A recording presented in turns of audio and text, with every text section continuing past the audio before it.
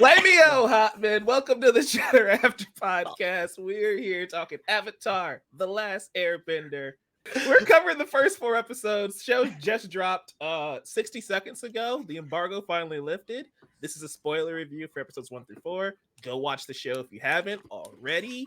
Come back, and Monday we'll have a live stream. We'll cover episodes 5 through 8. It's a great finale, so make sure you're there for that. Book 1, Water. For those of you who may not know, long ago, Four Nations, Harmony, blah blah blah. Grand gave you weird exposition about that in episode 1. You get it. Yeah, that was forced in there. Thank you, Grand. Shout out to Grand. This is the second live action adaptation of this property. The first one was in 2010, directed by M. Night Shyamalan, and it was so bad it has been a meme internet culture ever since. My introduction. That was your introduction. Wow. Seriously? I'm so sorry. It was. Man. That's why I was so shocked that everybody You wanted to go back. That wasn't you wanted that to bad. see more. We did 5 minutes. Well, I didn't know. One rock. I took my nieces to go watch it. Ooh. On behalf of the entire Avatar fandom, I am so sorry. Wow. M. Night will pay for his crimes for you. Though. I got you. M. Night, you will crumble. I learned later how wrong I was. Oh boy. Gosh. That's the biggest shock of the day for me, honestly. That is the worst way for somebody to experience the story. Yeah. I'm glad you stuck around. I'm so glad you stuck around. Yeah. I thought that it was an interesting concept. So I was like, oh, let's watch the cartoon one of these days. And I did. And I was like, wow, that was way better than that movie.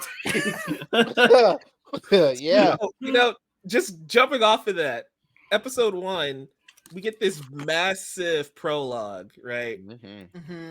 21 minutes long, and then we get the actual, reinterpretation of The Boy and the Iceberg. Joel, I guess I'll start with you, since you're coming at this franchise from a unique perspective.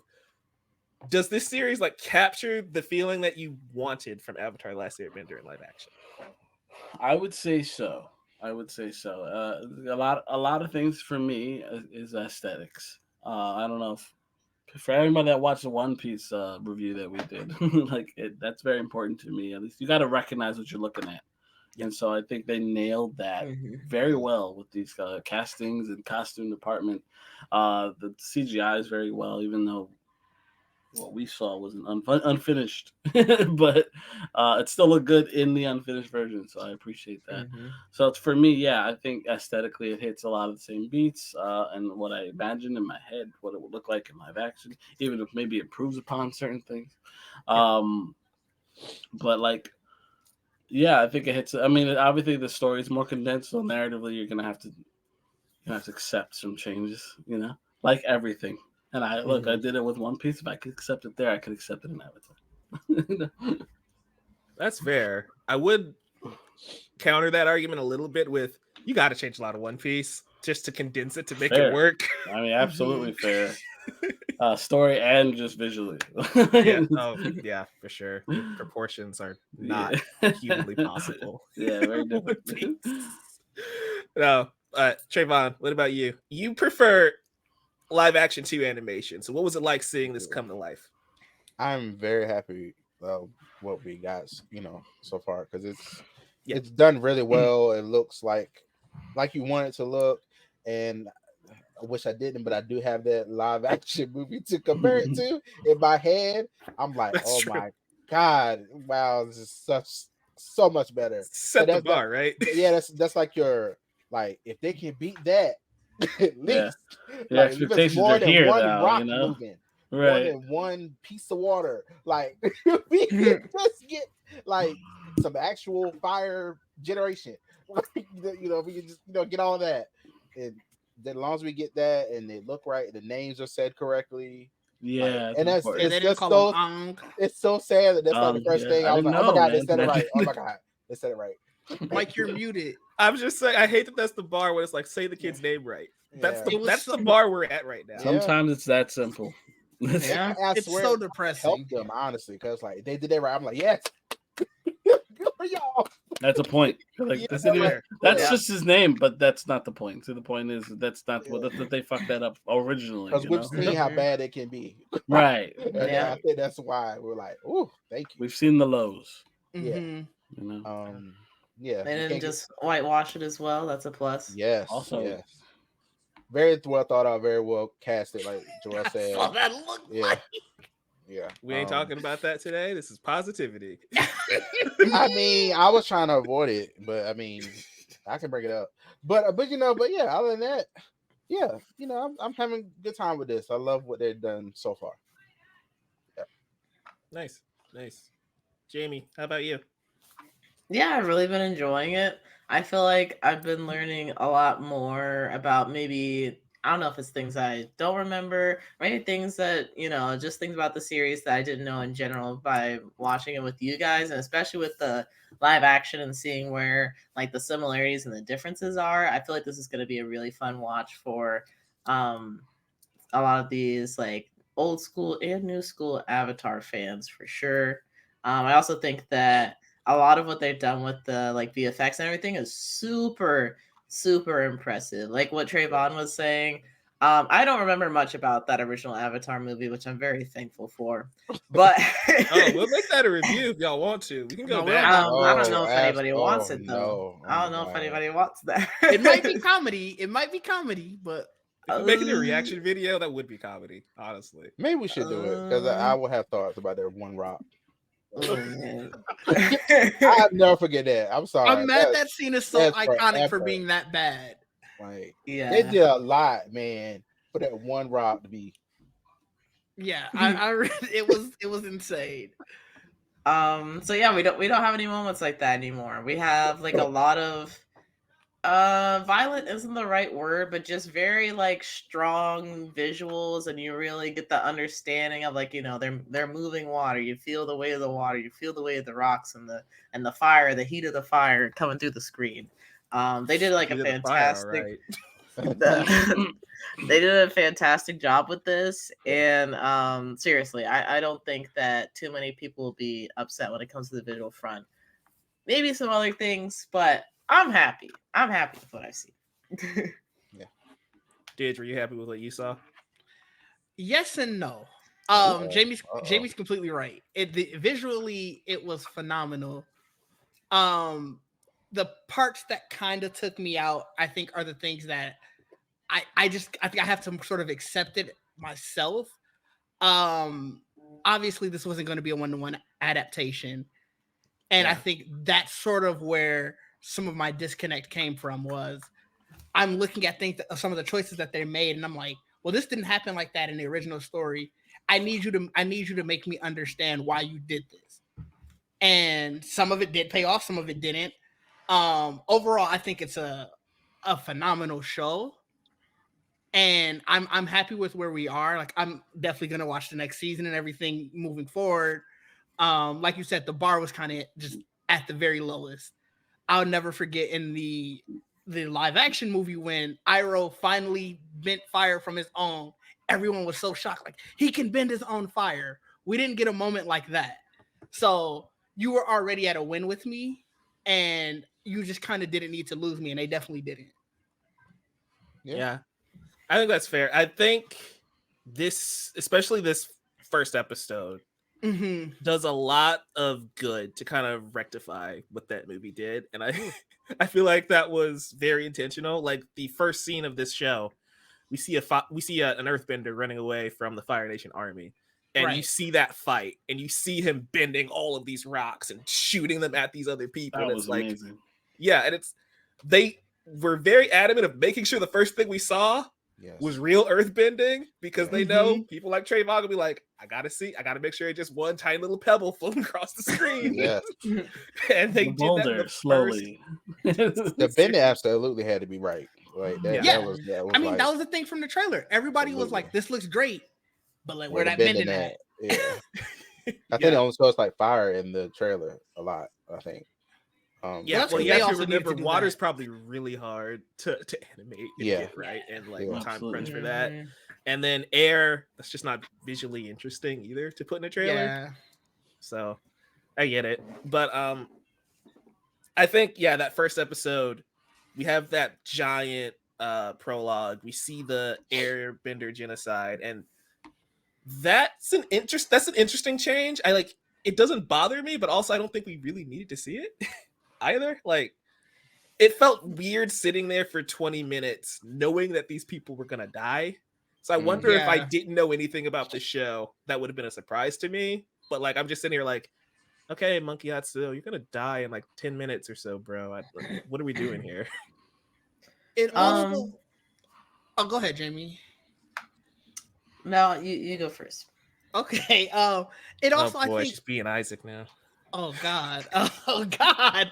I think what also I didn't necessarily need of it was that so much of the series sort of gave you the weight of the genocide without actually having to see it.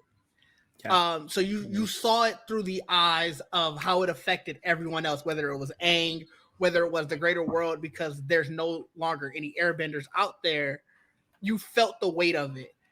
Putting it just putting it visually right in front of you is just sort of throwing it right in your face, and it almost felt like you weren't trusting that your story can share the weight of that without having to show it to us. Yeah. It was cool to see the firebending right away. It was cool to see the airbenders like they're fighting back.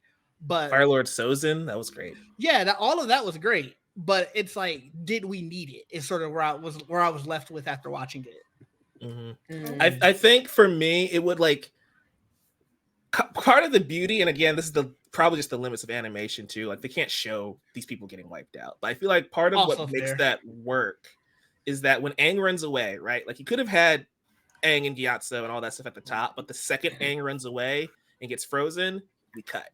Mm-hmm. That way, the deaths and the destruction, we don't see that until he goes back to the temple, and then it really hits you. Because like, it's just an action scene. And often in action scenes, you don't really feel the weight of deaths when they happen, you know?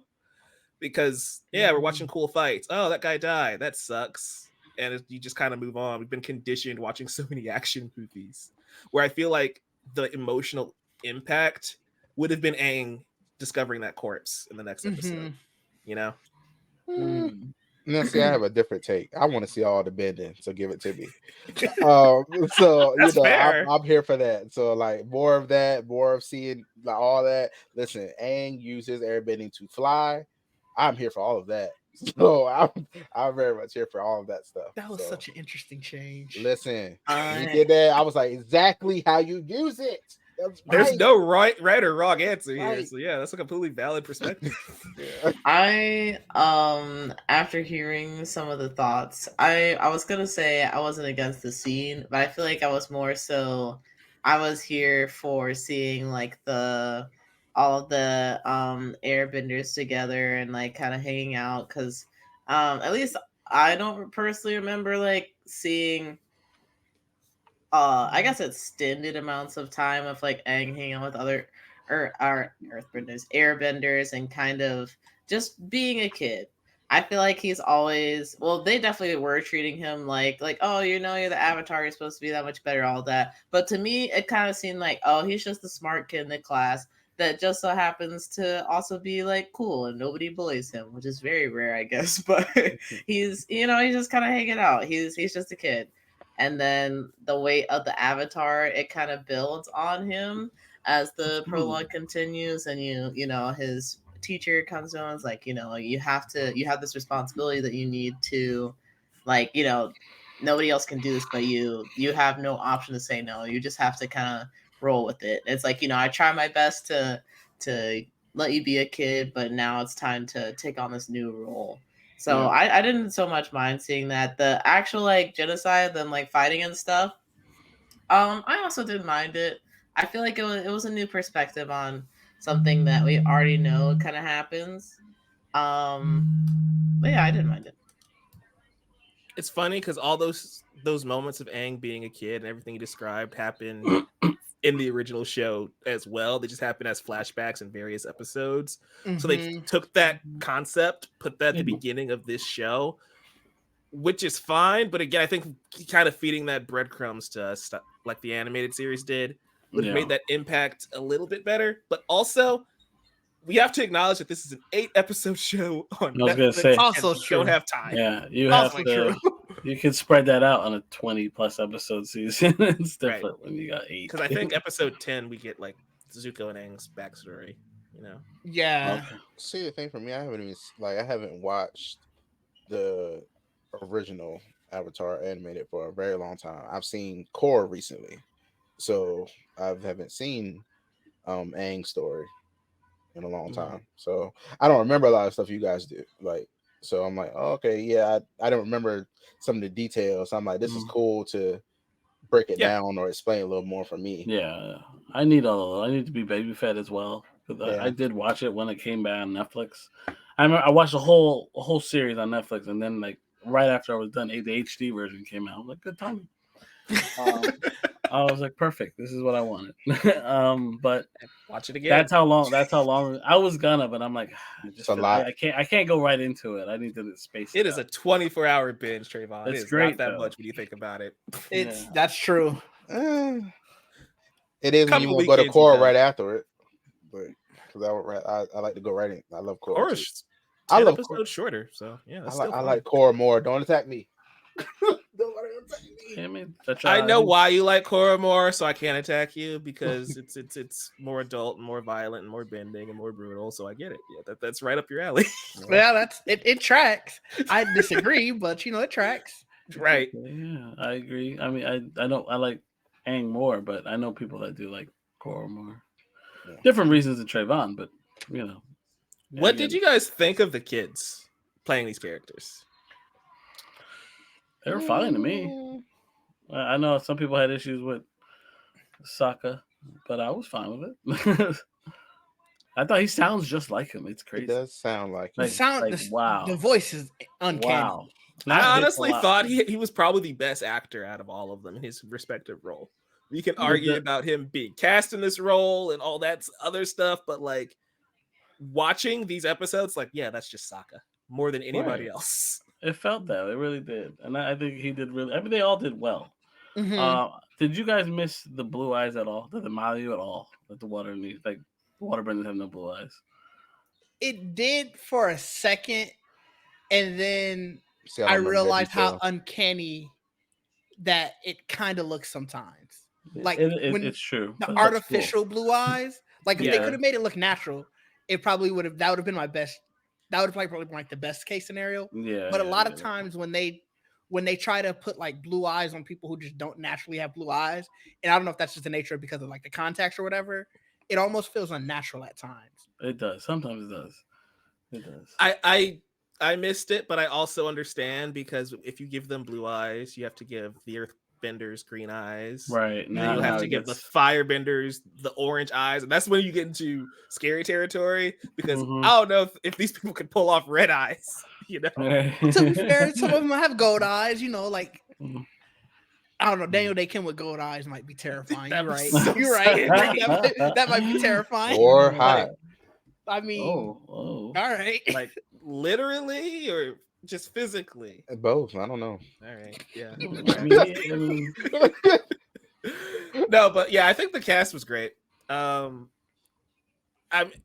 interested to see everybody else's reaction because I think Aang's performance, Gordon Cormier, he's great in the role, but they made that change, and we can talk about it, of Aang not being as goofy and like he's being more serious because he's the Avatar and he's got to save the world. And I feel like that kind of flattened the character a lot because Aang is immature, he runs away from his problems, and it's, it made him a very flat character to me. Yeah. Anybody else feel that? I feel like, for me, it's more realistic of him being like, oh, I really have to do this. Like they are like depending on me.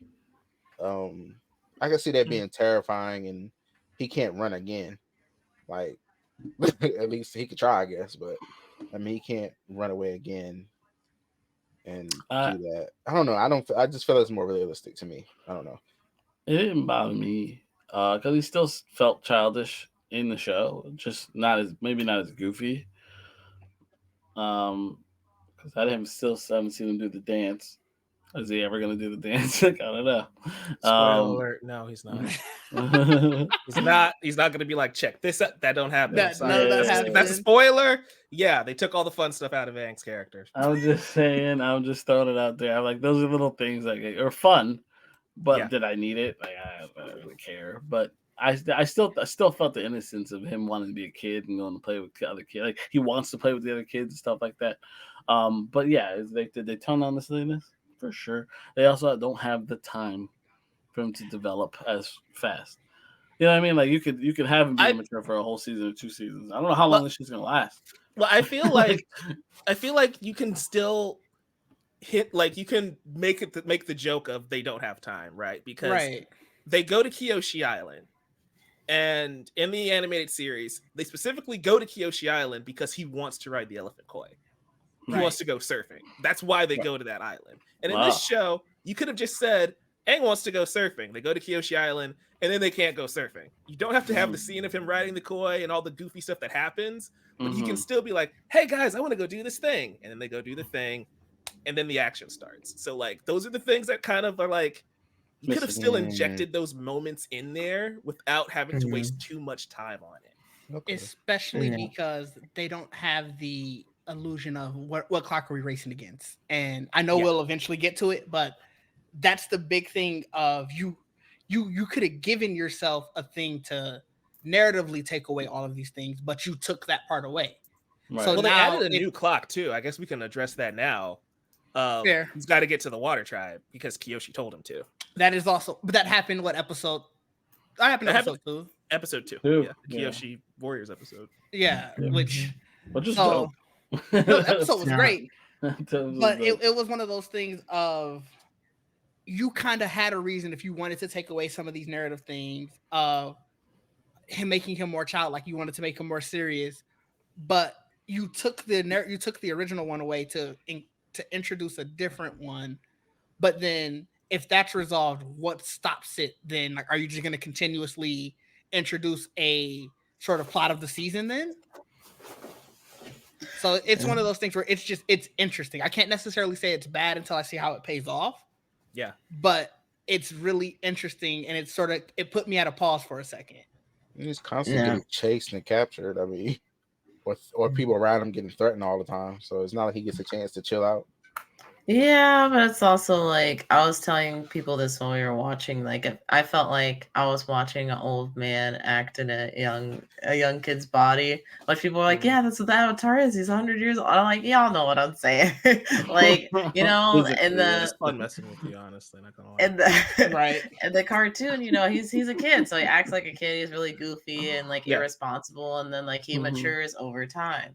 And I feel like this Aang in the live action still definitely has that capacity to like grow and mature, but it's like he's not necessarily boring, but he's, I don't know, like kind of like what you guys were saying, like serious, like more serious than I think a kid would be, especially a kid like as young as Aang, probably like 12 or something. I think it was like 12, 14. Yeah. So I kind of miss his like childishness a little bit, because then we really do get to see like a lot of growth from him, especially as he like gets angry about like the world and life and all of that stuff. But yeah, we'll see how things play out, like Dave said, to see whether or not this was a good or bad decision. I can go ahead, Trayvon. I'm trying to like, maybe I need to rewatch it, the cartoon, because because I'm trying to. I could have sworn like when he first found out he was an Avatar, it wasn't as open as it is in this show. Like in this show, that's a change. Okay, okay. Cause I was like, because I remember in this show they were like, "You're all the Avatar. You have to do that." I feel like he found out by mistake and got scared in the cartoon. At least is what I remember.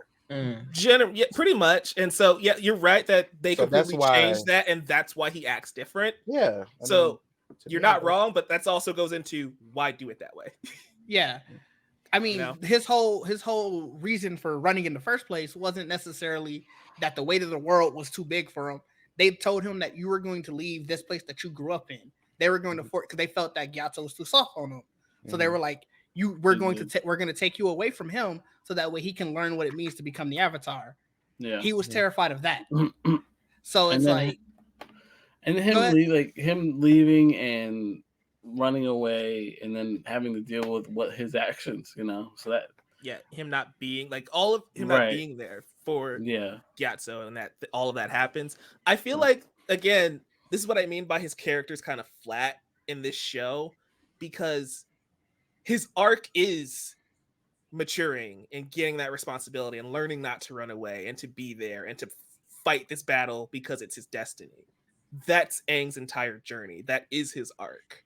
So when you strip all that away, he just feels kind of robotic of, I'm the Avatar, I have to do this thing. Like we get to Omashu, right? And he's dealing with Bumi, and Bumi's testing him. And it's like in the original series, when we get to that point, it's because Aang is immature and Bumi's trying to make sure he's like good to go and he understands these lessons that he's trying to teach him. But in this show, it seems like he already has those lessons, so we're kind of just doing it for the sake of doing it. And that's my issue of like, once you change that, it's having ramifications throughout the rest of the series because now he's just present instead of actively growing and changing. That is, I would say that's true because you could. For me, I definitely felt that when this live action show, me already know you're the Avatar, you have to do this, blah blah blah. He already knew he had to mature right there. He didn't get a chance to be goofy, get frozen while still goofy. He was already out of that by the time he got frozen. Yeah, he was already book 3 Aang when he goes into the water. Yeah. On the flip side, though, what did you guys think of Zuko and his journey and his arc? Arguably the best redemption arc in all of fiction. Setting that up in this season. It's being done perfectly to me. I'm enjoying him a lot. Yeah, I am too. What's the actor's name? He's been really good. Dallas Liu. Dallas Liu. Nice. He's been really good. I mean, I love aesthetically what they did with him. He looks like that for book 1. Ponytail and Zuko. I love it. I love what they did with the scar. I mean, basically the branding, whatever happened to his face, forget. Fire scar. Yeah. You realize how goofy that hair is in real life, though. Like it looks perfect. You realize it, like, oh man. Oh, it was goofy in the show to me. Season 2, when they cut that thing off, I'm like, thank God. He goes through an evolution, so we're good. It's just gonna get better from here, guys. But yeah, I think he looks great. I think he's played it well, and of course, him and Iroh together. They just play really well off each other. They do. And it's helped. It's helped that transition to that live action adaptation really well. I mean, Iroh isn't as goofy as the show either. So No, I feel about that. Not. Yeah, he's a lot more serious in the show too. You don't have that accent. I don't know if I mind it though. But I feel like was that offensive though? I don't know. I can't say taken that way. Yeah, I'm not a part of that community, so I will like, not why say only if it him? is or isn't. That's how Akko talked, wasn't it? Because I'm sure Akko sounds the same. Yeah, that's what the actors sounded like, because that's what he really sounded like. Yeah, but no one else sounded like that, so it's kind of odd. Well, that's just because who they casted. I mean, right? Yeah. But that's like that when he was Aku, when he was Iroh, when he was Master Splinter. But, and then the only reason why his voice stayed the same when he passed, when Greg Baldwin took over, was just so you don't feel the disconnect. Yeah, so you kind of consistency. No, I get that. But then you got this. What's his name? Who's Iroh? Paul Sung-hyun, I think. Yeah, he's amazing in Kim's Convenience. You ever watch that? So he can do an accent. If you want him to do an accent, he can do an accent. It's just I saw him on that poster and I was like, oh wait, he's Iroh. Yeah, I love that show. He's the best part of the show. He really is. Yeah. It's a great show. And I think when they casted him, that was the one standout because I didn't know a lot of the other younger actors. So when they got him, I'm like, I'm sold. I think a lot of people were fan casting him anyway. But the fact that they let him use his own voice for it, didn't have like forced an accent on him, which was a good idea. And to answer your question, Trayvon, I do think the silliness of Iroh, it's coming through. I think fairly consistent how it did in the series. Like the first few times that we saw him, he was kind of not necessarily fully in, like he wasn't like fully well-rounded. He was just sort of there to be like a guiding voice to Zuko. And then it's instances where you see him like in the episodes in Omashu where he's at the food carts and he's like, oh man, this is good food. That's how he was sort of played early in the series. As you got later into that series and you started getting more episodes that were solely Iroh, or he had more solo moments with him, that's when his personality really came through. So what we're seeing right now with him, it feels I won't say necessarily completely 1-to-1, but it may be like 1.2 to 1, where it's fairly close. He's also Excuse again me. Iroh being like he's still got his moments where he's joking around, trying to make Zuko laugh, drinking his tea, right? But Mhm. again, the difference is Aang's entire arc is dependent on that part of his personality. Whereas even Sokka's not as silly as he was in the cartoon, but I think it still works pretty well because his entire arc isn't based on that. Yeah. Right. Yeah. It's I like if don't know. Zuko wasn't angsty, you know? I guess I don't know. For me, it's just like his art to me is learning the elements. Like that, I don't know. I didn't like him maturing. Sure, he'll get older. He'll mature that way. I don't know. I don't know. I didn't. Even the elements, not like there. him learning from Toph and everything, like him being immature is part of that process too. Yeah. But I get it. Yeah, that's fine. Iroh's great. I love his relationship with Zuko. They play off each other really well. I think Dallas does a great job of capturing that teenage angst in Zuko, where he just like is throwing tantrums seemingly at random. Does do that, yeah. And poor Lieutenant G, he's just getting the brunt of most of that. The entire It's show. such a shame. It's a great addition. That's an original character, but it's like, yeah, of course he would have somebody he would kind of bully a little bit. It is funny. Oh, stronger than me. Jamie would have mutinied day 3. Oh yeah, it's been over. I am the captain now. You don't have to fight the Dragon of the West. Right? It's not gonna go well. That is a losing fight. Hey man, I get off the boat one way or the other. Ooh. Oh yeah. Okay. Diablo. Death, got it. So we have the other Fire Nation members. One thing that was very interesting, I know we're only halfway through the show. We do see Ozai and Azula. Yep. Very soon. Yep. Did that work for y'all for the most part? Oh, it didn't work for you? I had no qualms. That's from the trailer. I mean, I feel like them making sure that you saw them in the trailer. Like, hey, they already cast it. They're already here, so get ready for them. That's how I felt like when they showed them in the trailer. I was like, "Yeah, look, get mad about it now." Because you're gonna see him already. I know y'all mad about it, but you're gonna see him. That's why we give the trailer weeks ahead. So get ready. Yeah, you gotta go in knowing there's gonna be changes, and that's one of them. I will say this is one of the ones, like I was saying earlier, how I knew there were going to be changes and I had to see how they paid off. This was one of the ones I think that did pay off. Like, initially, even though we knew who they were casted, like, I thought you were just sort of like going to get voice. Because if I remember correctly, I think we already knew like Mark Hamill was the voice. So, like, because you had his voice somewhere in there. So it's like, you can do that. But when you saw Daniel Dae Kim in full Ozai armor, just sitting there looking menacing, I was like, okay, no, this tracks. That makes sense.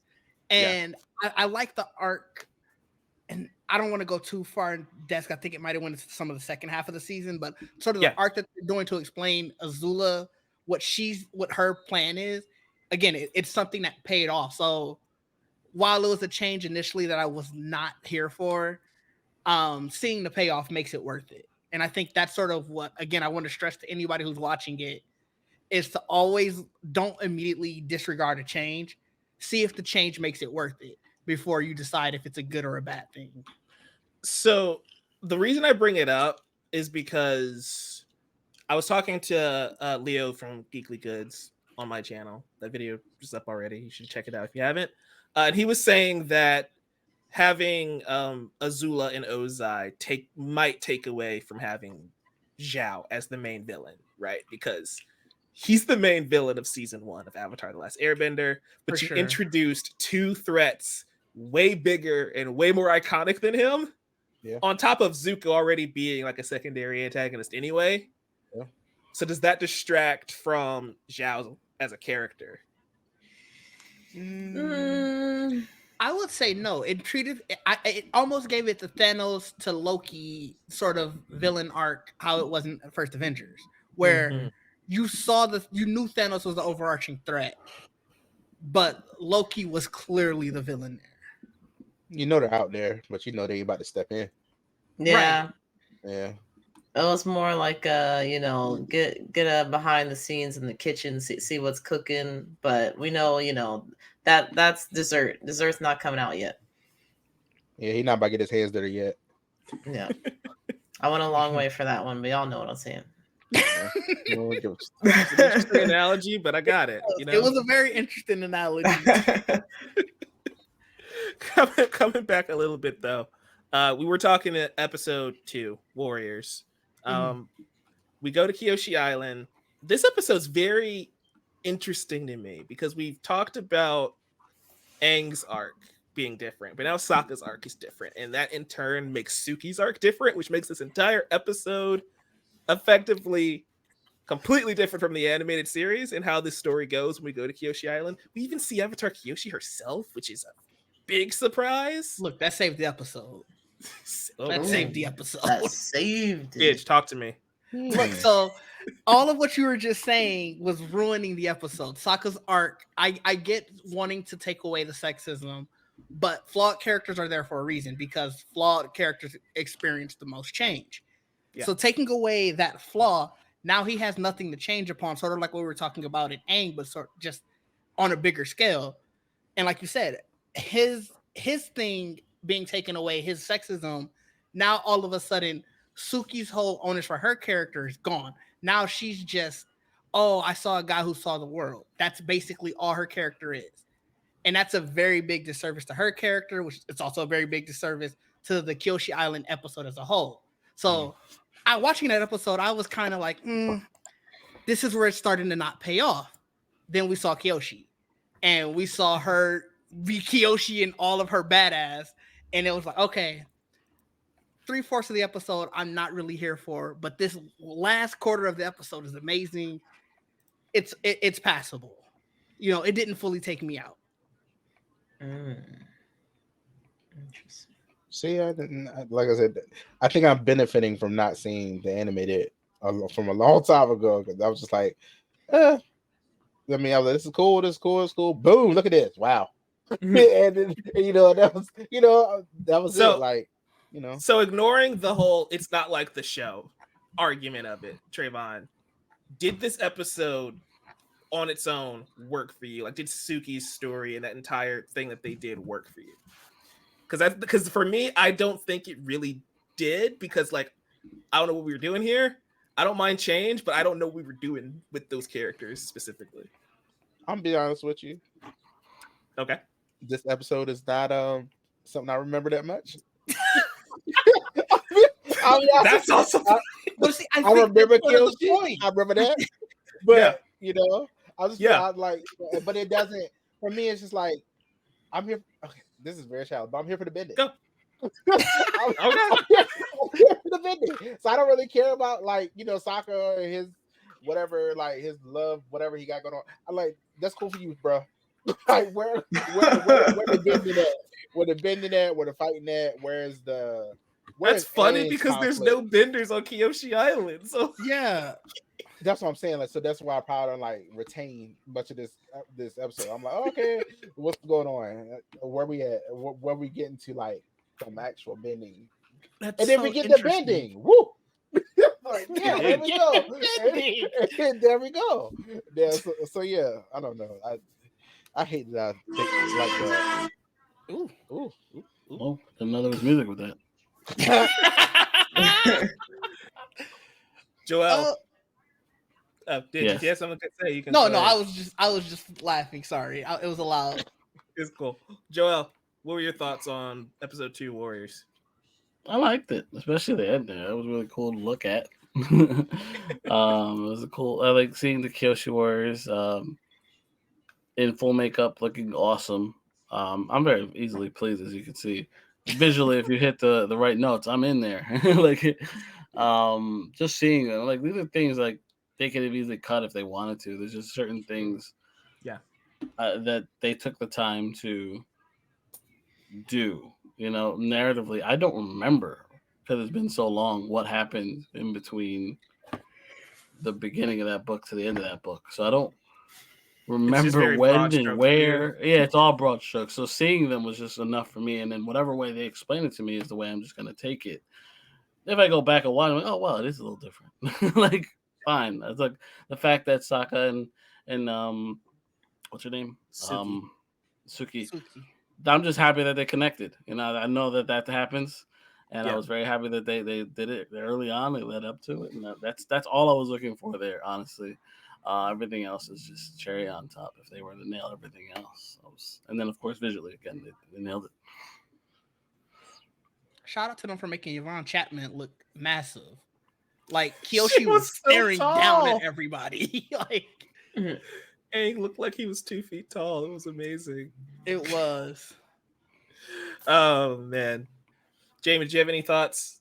I know you're kind of in the same boat as Joel, where you don't remember everything exactly.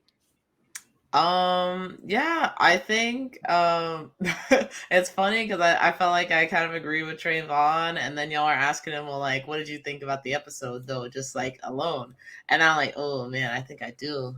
I agree with Trayvon more than he realized. That episode, I don't really have anything against it. I honestly, Sokka was kind of annoying to me in this show for like a little while, and I think part of it was kind of like his immaturity and not really recognizing the strength of like the women around him. And then once he starts to do that, I started to like him a lot more. So I think in this stage of the show, I'm kind of like, Sokka, he's hanging out, he's having a good time, hanging out with the ladies, cool, whatever. Kyoshi was definitely the highlight of the episode for sure.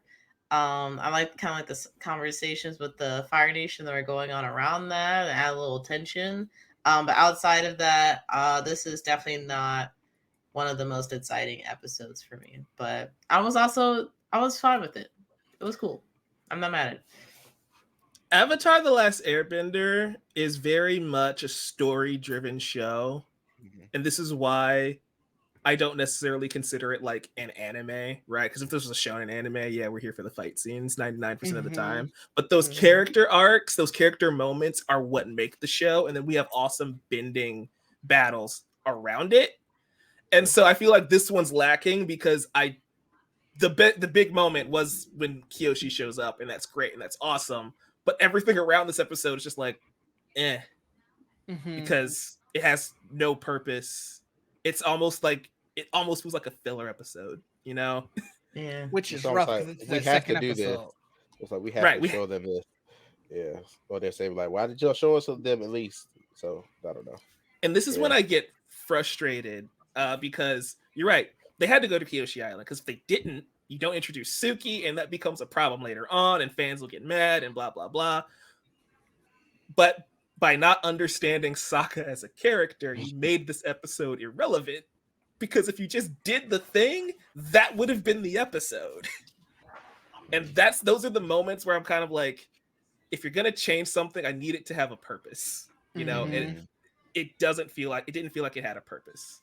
Because I don't mind changes. Like they changed things with Boomy, and I think it works when we go to Omashu, right? They changed things with Jet, where Jet and the Mechanist and Boomy are all in one episode, and those stories kind of converge. That's a completely original thing, but I think they pull it off for the most part. And I think episode 3 really bounces back because I liked episode 1.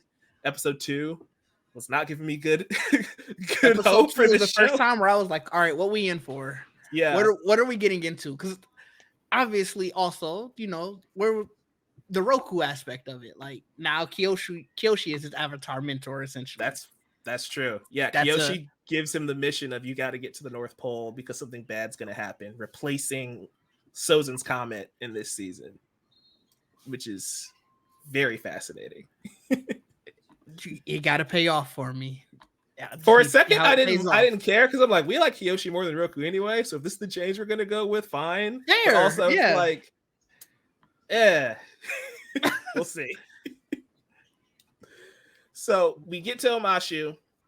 We meet Jet, the Mechanist, King Boomy.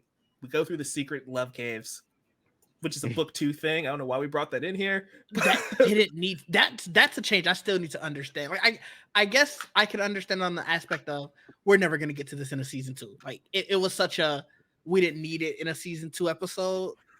But we're not, they would not have done. I would not have faulted them if they skipped that episode. Yeah, season 2. So like, I guess it's cool in that regard. We had to get the song somehow. It's iconic, right? Secret tunnels. I don't know. I think the Boomy aspect is fascinating. I love that fight. That fight, if you look at it, I'm sure IGN probably will have a video on it by now. It is shot for shot from the show when Aang fights Boomy. That is shot for shot from the original series. Even when Aang does the flip over the rock, I think that's great. I also like that we take a moment to give Katara and Sokka time away from Aang and seeing their dynamic and see that relationship, because we're 40 plus minutes into this conversation. We haven't mentioned Katara because another aspect of the show is changing her relationship with Aang. And it's a small thing, but I think that does kind of affect her place in the story a little bit, because she's just kind of there with no agency. But we do finally kind of address that here. What did you guys think about our first time in the Earth Kingdoms? Looks cool. I thought they did. I thought that the visually Omashu looked great. Like, even having the slides and everything, like all of that was great. Cabbage Merchant. The Cabbage Merchant. Shout out to them for actually having the voice actor be the Cabbage Merchant here. Like that, all of that was so much fun. I do agree with you. I think the Omashu arc, if that's what you can call it, for it being 2 episodes, was probably one of the highlights. Even bringing those stories together, like you said, it fits so well. It made sense how they tied them all together, and it kind of gave you sort of like a mystery aspect in the middle of the season, which was fun. Yeah, I love how we have the assassination attempt on the king. Yeah, we don't know if it's Jet or the Mechanist or what's going on. It's like fans of the show kind of know those characters already, so we have a rough idea. But it's still cool that the show played around with those ideas and those characters, creating a new high stakes situation. And Katara catching the era with her water bending is wonderful. Yeah. Also, Abed, that's amazing. Danny Pudi. I love that. Yeah, yes, that was a great casting. I was really shocked by that. Yeah. Because I knew he got casted in the show. I don't remember who they said it was. Yeah, I completely forgot who they had said it was. Like, seeing him show up there, I was like, oh, okay. Troy and Abed, you. Oh man, I like the use of the way they casted the different nations. Like, I thought that was clever. That's why I was very curious how they. I know they don't go into it, but I would have to like actually dig into it to find out like what styles they use for each element. Oh, so if I can remember off the top of my head, it's Bagua for airbending, which that's like more circular motion. Tai Chi for waterbending. Nice. Kung Fu, no, Northern Shaolin style Kung Fu for firebending, and earthbending is the one I can't remember. Also, Toph had a different style from everybody else, which I thought Toph did have a different style. That is true. So, blind bending style. While we're talking about the bending specifically, I did want to ask. That's what it's called. Sorry. Nice. Oh, very cool. I just want to ask you guys. Hungar. Sound like Gengar, like a Pokemon. I did want to ask you guys though. Did it feel like they were using different fighting styles in this show, or were they just flailing their arms around? Because sometimes I couldn't tell. Firebending was the one that seemed closest. And airbending, firebending and airbending, those are the ones that seemed closest to like they were doing some type of martial arts with it. Because sometimes it just felt like they were just doing like this, and it was just over. Because like Zuko was for sure, like he was for sure getting in those. Like, we even saw it in the trailer. Like he had some kicks where he was jumping around and everything. Oh, yeah. And then, like you said, even with Aang jumping over the rocks and stuff, like they felt like they were. But waterbending and earthbending, sometimes they didn't really feel like they were martial arts. I mean, hey, you gotta get your own flair to it, right? That's also true. Yeah, it doesn't bother me. It's something I did notice though, because like Did said, them being based on real martial arts is a known thing, and so it's like I didn't feel like that's what we were doing. So that's what I was trying to find out. I want to ask. So, is it like, in your opinion, are you basing the waterbending movements off of Katara or off of like all the waterbenders that we've seen? Because Katara is still learning, so maybe she is just kind of, just trying to make something not happen. seen other waterbenders. That's yet. the only Yes, waterbender we we've do. seen as of this point. Katara, Yeah. And but Jamie's right. Like at this moment in time, Katara is self-taught and not. That is also true. That is.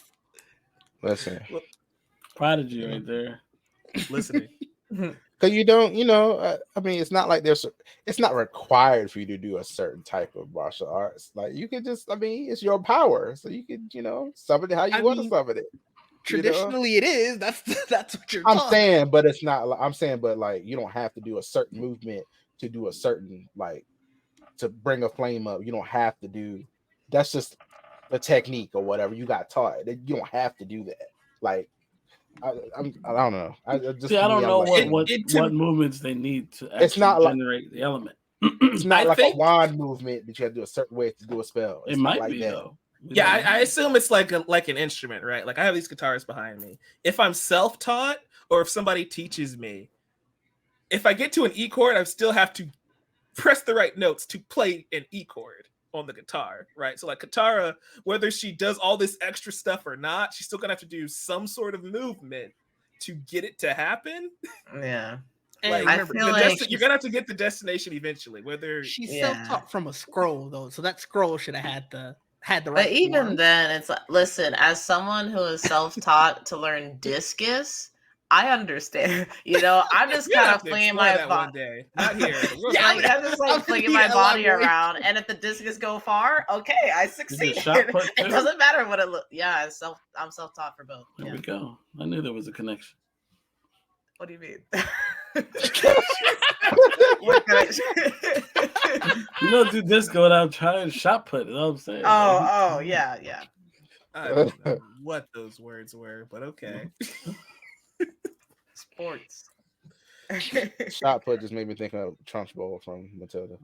But yeah, I don't know. I enjoy like Amachi looks amazing. The earthbending stuff looks great. Mm-hmm. I'm just here for fun. I don't know. I thought it was really fun. Aang and Zuko's fight around the city. I thought that was just ridiculous. That was insane.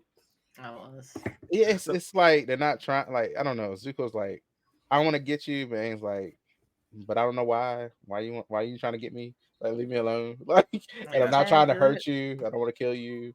But the lady jumps in and she's just like, "Stop beating up this little kid." Oh my god! Yeah, that was hilarious. That was funny. Yeah, I don't know. The show still has its sense of humor. It just doesn't channel it the way I may want it to sometimes, but it's still fun, and I love it. Like I can't kill you. I need to capture you, but you piss me off. It's funny. I don't know. It's that stuff is funny. Like when they're trying to do that and trying not to hurt each other, but they should. I don't know. I don't know. Well, yeah, this show doesn't really explore it a ton, but Zuko literally can't kill the Avatar because if he does, he can't catch the Avatar because they'll be reborn. So from that angle, I get it. Which, in hindsight, again, I wonder if that's a Nickelodeon nerf of like we have to make an excuse on why they don't kill each other. Aang's a pacifist. Zuko literally can't. Kid show. I mean, if they're born, they gave that up. They won't be like ruling anything for a little while if they are reborn. Like, I don't know. It's just funny. It's just that lore. Like it's not like they're gonna just pop up in Avatar mode. Like you go have but the person who can defeat you will always be 16 years away. You gotta do it all over again. That's a little like catch him now. You don't have to worry about it. Especially if you keep Aang alive. Like they probably just hold him in a cell, keep him alive for 60 years or so, and they're good. Yeah, it's true. But speaking of capturing the Avatar, we are introduced to Zhao. And another change, and Dij, I know you probably have thoughts on this one too. We don't get the Agni Kai between him and Zuko. We kind of change how Zhao fits into this world, this lore of him being like a lower ranked member of the Fire Nation military, and he's just trying to weasel his way up. So like he's very respectful to Iroh instead of always instigating fights with him and Zuko. Did that work for you or did you miss like that Agni Kai and that epic battle between him and Zuko in episode 3? It kind of ruined his character in a sense. I think that's sort of where I was going back to, where you sort of they sacrifice his character for the overall moving forward, and I don't know if that's because they knew where Zhao ends up at the end of the season, or what. But you do kind of miss it, because now that spark of rivalry, it just almost feels like it comes kind of out of nowhere. And I think that's sort of a disservice to him, even though Zhao was never a favorite character of mine. So I was also like, yeah, fuck his character, whatever. Like, but He's the weakest villain of the entire franchise. For sure. For sure. But it's a small shame that like you don't get that arc of seeing how powerful Zuko really is, like early in the season. Like you never really get a true test of his power, because obviously even though he's in this sense a lower ranking member, he's still an elite member of the Fire Nation army. So seeing Zuko in that Agni Kai fight against him, you get a sense of how powerful Zuko is, which in a sense will give you how powerful Aang is going against. You sort of start understanding what are the powers of this world. Yeah, the power dynamics are something, because you also have to remember that nobody's ever fought an airbender. Right. So when Aang is outsmarting Zuko and always getting away, it makes it seem like Zuko's incompetent, but nobody's ever fought an airbender in this time period. So he has no frame of reference on how to maneuver against him, how to catch up to him, his speed, all that stuff. So having that bar of him fighting Zhao early on, you're right, does kind of set like Zuko is extremely powerful. The third most powerful character that we've met up to this point, the other being Uncle Iroh, and we don't know that for a very long time. Right. So, yeah, I think that is fascinating. I think Zhao overall is fine. I think in these last 2 episodes we're covering specifically, though, I did like what they did with Jet and introducing that character and like seeing the greater universe, how they've responded to this war of like, you have the freedom fighters with him and his crew, and then you have the Mechanists just like secretly working with the Fire Nation, trying to survive. I think all of that is really good world building for this version of the story, because again, we're pressed for time, can't cover a bunch of stuff, but we see a bunch of different perspectives throughout, and I think that's the highlight of the first half of the season, at least for me. Yeah, I'd agree. Any other thoughts before we wrap this one up? We've been here about an hour. Yeah. Oh, Appa and Momo. I wish to see more of them. I want to see more of my babies. And they look good. They do look good. Yeah, Appa looks great. Momo's here. Momo. Don't talk about my son, okay? Oh, damn. Momo don't be present a lot. All right. Oh, yikes. Listen, that's none of your business. And everyone was thinking it. None of your business. Not everyone was thinking it. He's out of line, but he's right. He's out of line, but he's right. Like, you know, you put it out there. But no, I think overall, like I said, these first 4 episodes, they're good. They're not phenomenal. They're not terrible. They make a lot of changes. I mean, they're not terrible. They're not phenomenal. It's like not. Oh no. They make a lot of changes. Some of them have paid off. Some of them we'll see in the second half of the season if it pays off or not. Like I said, I just really want to stress that all of these people, because we see it online already. All of the people who are like, man, you hear the showrunners comment, this is going to be terrible, and it's like, wait to see how it pays off. Because some of the early ones, some of his early comments were weird, but they've already paid off in the sense where it's like, I get where you were coming from. So just keep that open mind. And I think you'll have a good time regardless. It looks great. So if you just like Trayvon and want to see bending, you got that in spades. And the bending looks great. I'm sure. It very much feels like the season 1 of a series where it's like, you know, I see the vision of this being great, phenomenal, fantastic. We had a couple hiccups in the first, few episodes. A lot of shows, and that's the thing I hate about streaming, is that shows don't get time to develop and grow and change. So it's like season 2 might be a 10 out of 10, because as of right now, we're looking at like a 7 out of 10, which I don't have a problem with. Yeah. I think about it from I guess we'll call it the halo effect. Oh, For me. boy. Season 1, it's not quite what I wanted. There were a lot of things that good. There were more things, in my opinion, that disappointed me. But season 2 of Halo, now that we're a few weeks into this, future Jamie, if things have changed, you might have to put a comment down here. But season 2, I'm really enjoying, and I'm kind of seeing some payoffs, some pivots, taking some fan feedback. So I think Mike is right with the idea that, regardless of the way that fans see season 1, there's always going to be, well, not always, but there'll be some time for them to respond and kind of incorporate some feedback to make the show closer to what fans would like to see. At least that is the hope. Yeah, so it's very interesting. I feel like so now as you talked about Halo, I can bring that in as well. It's for me, okay. Well, that's very different. I'm more here for the fun of these Hold series. up. You got the one shot. Go. Oh God. Okay, so I'm more here for the fun of these shows, and I feel like they're nailing that. The visuals of the shows, like when you come to Halo, I feel like you got the suits, you got the weapons, you got the noises, like you got all the little things that for me, I was like, that's all I need. Like I know that everybody's like, oh, the lore, and I'm like, yeah, but this is an adaptation. It's not gonna be just like how you want it. And I feel Right. like the things that you guys say y'all didn't like is more of the story elements and stuff like that. And for me, it's like I know they're gonna make changes to it, and I'm also not that heavily tied to them either. So I feel like it's the issue that comes from these shows. You Yeah. aren't gonna get it just like that. The lore that you guys are in your minds, like it better be like this. It's not gonna happen. And I That's, just, yeah. and You're But right. that's why I enjoy these things. I'm like, I'm not expecting them to be one to one. Like even even when they do live action adaptations of my things, I'm like, did they get the main concept, the main look, the main like? Did they do the bending right? Did they get the characters casted right? How do they look? How's it like the story somewhat be there?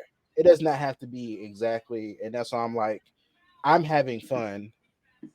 Um, and all this not it just can't be as bad as that live action movie. Like you just can't do it like that. Like if you do Yeah. that, we have a problem. But if you Yeah. get it majority right, I'm cool with you. I'm rocking with you. And that's how I feel right now with this show. Like they're doing a great damn job to me. Halo's doing a great job to me because I did not know there was even as much lore as people are talking about, to be honest. So it's just that's I don't know. That's me. Like and I think I am benefiting from not having to see the animated show for a long time, but I also wouldn't hold them to it like that. So if you're walking into this like it has to be just like the animated show, you gotta pull that back. Yeah. Don't do that. I agree with that. And I think what you said is fair. It's definitely like, if you've been given a property or if I've been given a property that I really like, I want to give it like, my own flair. And that automatically means that I'm not going to make a direct copy. Yeah. But I think there also is to an extent, like you still want to be faithful and not go like outside the bounds of like, this is what this character would do, is this or this is how this character would feel kind of thing. And so really finding that balance is like very difficult for any creative, especially for these people that are adapting like these really beloved franchises. So there's always going to be something that people are going to complain about. But as long as there are more like rights than wrongs at the end of the day, then I think most people will walk away with, being pretty happy. And it's not like they're taking away their original material. At least, no, that one's the Avatar is on DVD, so it's fine. So you're not taking it away. Netflix might see the feedback and he say, delete. Oh, no. Gone. Don't do that. Don't do that. Joel, what you looking at? My bad. The game's on.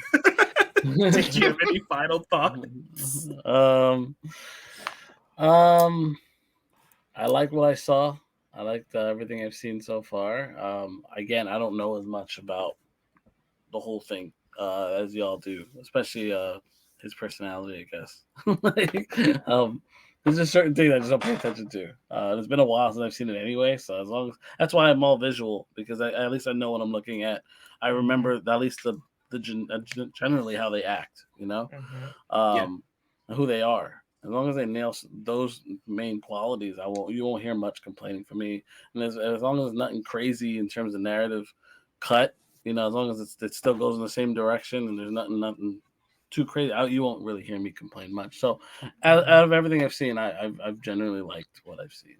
And I honestly hope we already know we're getting more, right? Like another season, I mean. They haven't not. said. We don't know that? At the time of this recording, we do not know. Yeah, that's... I might revolve around feedback from the audience and because One Piece got renewed but Cowboy Bebop did not, so one was definitely one was more generally liked than the other. See no, never mind. Let it out, go on, we got time. I was gonna say I feel like I didn't agree with a lot of decisions made with the live action version of Cowboy Bebop, but if they had come back in season 2 and came with, it was going to have to be, they had to put some original content in there because there was already so many things that they messed up. If they had justified all the things that they messed up, then I'd be like, okay, even if I don't agree with it, you stood on business. I respect that. They did not stand on business. They just let it rot. And I'm like, okay, great. This stinks. And has there been a season 2 for Yu Yu Hakusho? I don't know, but also that's not a Netflix production. I'm pretty sure. Oh, it's not? Okay. That's a J drama, so like it depends on that network and that audience too. I thought it was a Netflix production. Well, it was Netflix, I think. It's like Bleach, I guess. Right? That actually might explain a lot. Okay, that's why that show never bothered me because I'm like, this is just it's a J drama. It's not trying to be this Hollywood production of Yu Yu Hakusho. Right. Yeah, I didn't know that until now. That explains a lot. That explains, yeah. I do admit, like when I'm watching these things, I'm like, with Avatar, I'm going to ignore if something does bother me. I'll probably like, oh, this is it's cool. I want to get to Korra. So I'm like, let's just let's not ruin this for me. Trayvon, I gotta break it to you, man. Break it to you.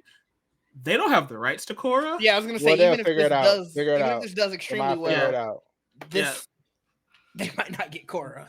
They're not. They're gonna have to pay Paramount a lot of money to get Korra, and at that point, Paramount just might be like, "We'll do it ourselves," and then that might suck compared to this one. We'll never know. True. So let's finish this. I don't know. Paramount going hot with Knuckles. I'm excited for Knuckles, honestly. They also gave you Halo, so that's also true. Season 2, we're doing okay. Season 2, we're doing okay. The first episode of Halo, it was good. I liked the first. The first episode was good. Yeah, it was good. Oh god, the whole season was good. She's doing the Magic. The whole season was good. I enjoyed it. I've seen the first episode of season 2. I liked it. So season 2 has been pretty good so far. I've been enjoying it. The action was serious. I was like, oh, okay. It's so good. So good. Guys, if you enjoyed this conversation, give us a like, subscribe. Let us know in the comments too. What are your thoughts on Avatar: The Last Airbender? Episodes 1 through 4 on Monday. We're going to just do a live stream talking the rest of the show. So, Joel, you've got to binge watch 4 episodes over the next couple days. I hope you're ready. That's why I did it. I'm going to be honest. Just small tease. Second half of the season is my favorite. I think it finds its footing. So that's what that means. If I enjoy the first 4, I'm gonna love the last 4. Yeah, cool. So once we get there, join us live so you don't miss that. Also, pretty sure the Otaku crew is also going to be reviewing this. Jamie, I don't know if you want to review this 3 times, but that's look at you, Jamie. I see you. But you also have to hear Brandon Isaac's thoughts for sure. Also, check out my channel, Novice Cinephile. We have a ton of Avatar videos there. Have a conversation. When are we gonna be over there, Mike? Do you want me to put this video over there? It's the same crew. Doesn't matter what channel it's on. Listen, that was aggressive. I want the invite. I want to be present. Bet this video is gonna just be on 2 channels now. Damn, wait. Over there, Leo, Christian, and I did a pregame show.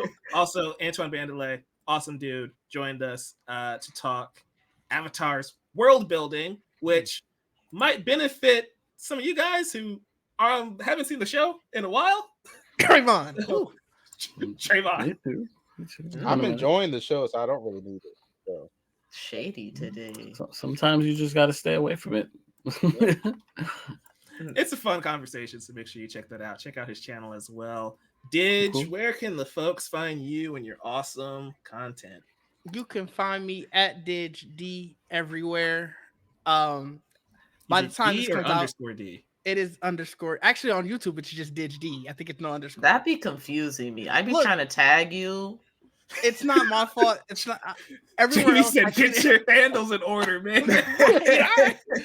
All right, man. I'll work on that. But yeah. By the time this comes out, I'll be streaming more. You know, Hey, I'm here for we'll that. have that going. Aye. That'll be fun. I don't know No what I'll more be horror, streaming. though. No Oh more no, horror. it might be. I got some No. horror game demos I need to get No. through. You got Final Fantasy VII Rebirth coming out in like a week. You got I this. do. You I got gotta. this. I gotta do that. I still gotta. I'm Color. leaving Baldur's Gate for a stream, so that's really probably gonna be what I'm streaming. Nice. Baldur's Gate is being left stretched for that. So Okay. Respect. Speaking of getting your handles in order, swiper_art/swiper_pride. ain't it These crazy? are in huh? order. These are in order. One is for just like me. One is for me and gaming. Okay, they're in order. Okay. Don't come at me. You can Don't name come it? at me. Hell yeah, brother. I don't know. Oh, But all of that. you can find me at swiper_art on YouTube and Twitter. And for gaming, swiper_prime on YouTube and Twitch. We're going hard on Ocarina of Time and Persona 5 Tactica. So if you want to see either of those, and coming up soon, Final Fantasy 7 Rebirth, then be sure to check me out. Awesome. Joel, Sweet. Yeah. Are we saying folks find goodbye? you? Always say goodbye. Yeah, nobody does. Well, you can find me on Instagram and Twitter primarily, and at Joel_J27. That's about it, really. We need to get you on more stuff. Where's that letterbox? I mean, at? I You think I'm gonna. promised Oh, us I'm a gonna do letterbox. I I'm gonna do know. threads. I'm gonna do threads. Where Okay. that letterbox though? That's- Finally. Gotcha, huh? Oh, letterbox. Yeah, I gotta do that. Yeah, you would like it. I think I will. I'm dropping this link to you now so you can have a letterbox by the time the next stream starts. Let's go. Much You have a head better. start because this is a pre-recorded video. Trayvon, where can the good folks find you online? Nerd with the tech. Basically everywhere. Except TikTok doesn't underscore at the end of it. Get your hashtag or get your names in order, bro.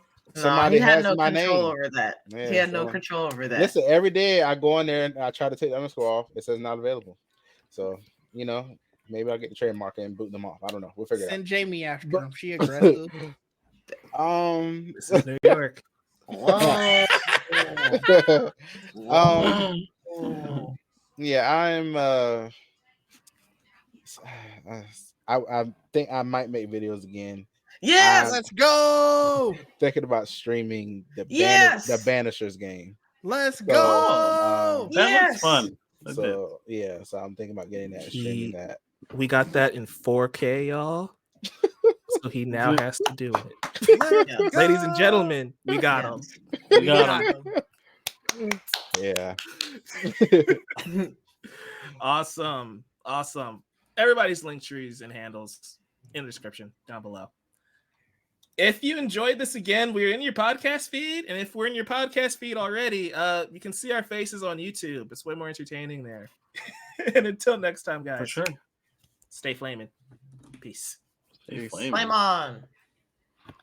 That's the human